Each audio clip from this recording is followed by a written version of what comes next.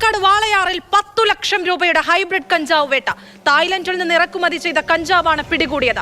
Walayar excise check പോസ്റ്റിൽ നടത്തിയ പരിശോധനയിലാണ് കഞ്ചാവ് പിടിച്ചെടുത്തത്. ഗോകുൽ VS ആണ് വിശദാംശങ്ങളുമായി ചേരുന്നത്. ഗോകുൽ, പിടിയിലായ ഗോഡ്സൺ രാജുവിന് ഈ ഹൈബ്രിഡ് കഞ്ചാവ് എവിടെ നിന്ന് കിട്ടി? പോലീസ് എന്താണ് പറയുന്നത്?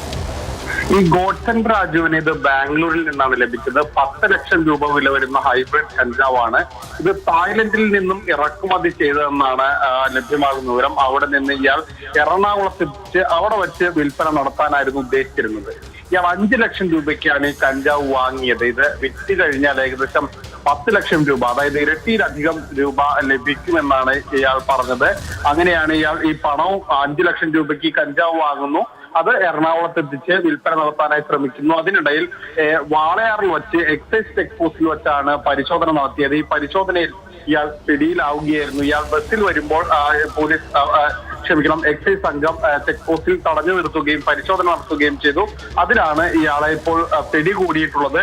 ഇയാൾക്ക് ആരാണ് ഈ ഹൈബ്രിഡ് കഞ്ചാവ് നൽകിയതെന്ന് സംബന്ധിച്ച് കൂടുതൽ വിവരങ്ങൾ ലഭ്യമാകുന്നില്ല.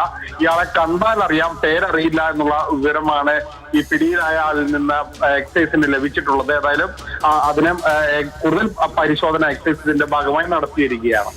ശരി, വൻ ലഹരി വേട്ടയാണ് വാളയാർ ചെക്ക് പോസ്റ്റ് വഴി നടന്നിരിക്കുന്നത്. ഗോകുൽ VS ആണ് വിശദാംശങ്ങൾ നൽകിയത്. ഈ കേസുമായി ബന്ധപ്പെട്ട് എക്സൈസ് വിശദ പരിശോധനകൾ നടത്തുകയാണ്.